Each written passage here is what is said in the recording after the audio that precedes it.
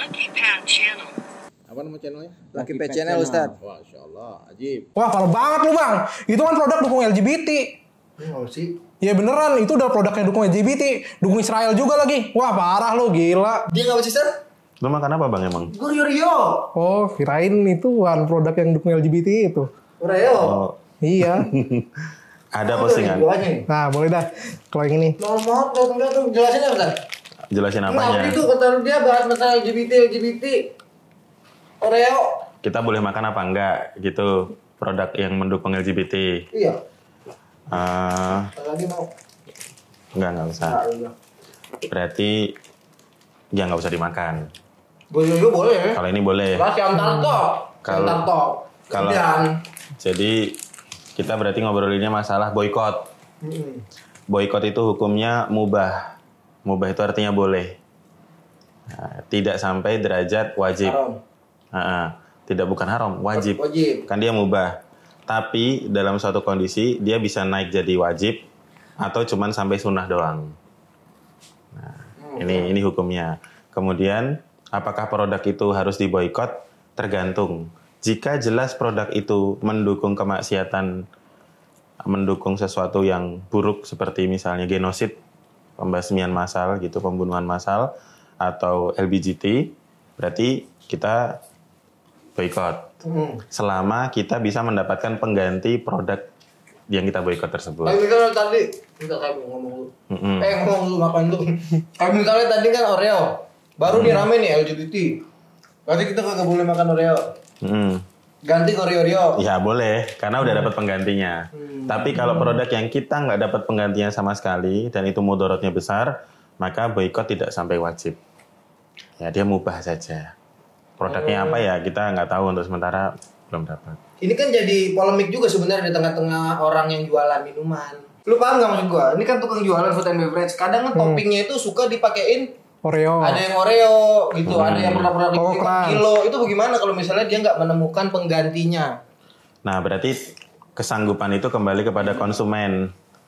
Jadi konsumen itu mendidik dirinya sendiri, ya. Jadi oh gua tahu nih, misalnya yang depannya M tadi, Molo atau Orao itu. Sebutnya satu Milo kan udah boikot, biarin aja. Kalau kita udah boikot dari lama, Udah, biasanya kita suka jajan alpukat kocok yang ada toppingnya Milo. Nah udah kita udah nggak pernah beli lagi. Secara mudah boikot itu hukumnya mubah, tapi bisa naik jadi sunnah atau wajib. Lihat kondisinya.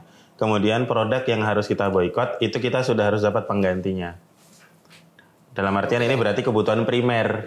Kalau yang sekunder udah boikot aja gitu. Dari awal boikot aja. Yang penting ada penggantinya, kayak misal saya nggak pakai Royco di rumah sekarang, udah pakai Masako. Royco kan afiliasi juga, ganti Masako.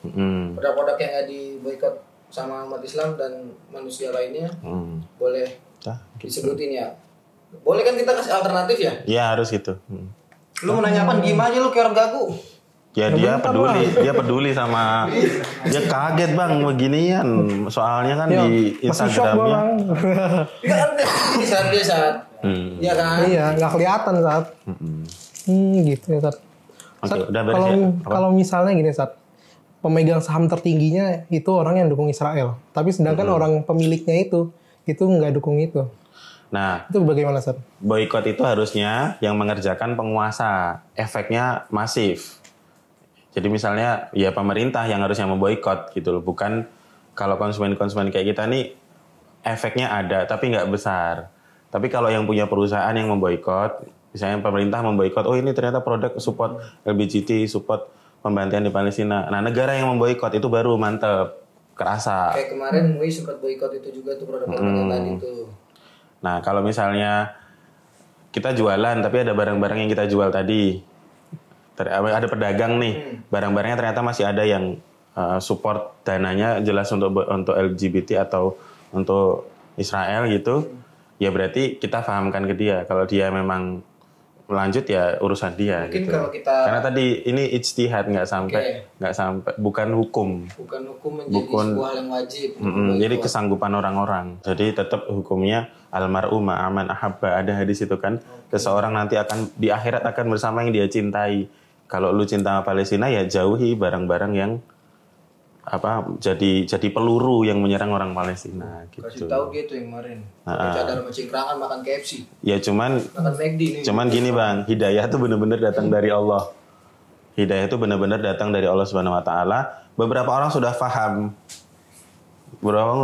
Ini harusnya diboikot. Ini tuh dananya nanti masuk ke Israel, masuk ke LGBT. Orang tuh udah paham, cuman belum dapat taufik, belum dapat kecocokan dari informasi tersebut untuk dia amalkan. Oh, berarti kita doakan dia ya. Nah, gitu ya. Nah, kuncinya biar orang cepat dapat hidayah, biar bisa mau ikutan boikot, banyak bersyukur. Orang tuh kalau banyak bersyukur, hidayah cepat masuk ke dalam hati. Soalnya alasannya gini, yang ngeboikot bukan dari ustadznya, dari ustadz yang lain makanya diterima. Oh, gitu. Oke, keep boikot. Yang masih squad boikot lanjutin aja.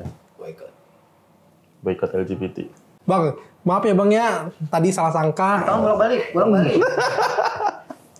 Masih ada lagi nggak Bang? Enak juga. Kelamaan tadi habis itu habis minta maaf langsung. Iya, lupa waktu tadi. Aduh, astagfirullah. قد أفلح المؤمنون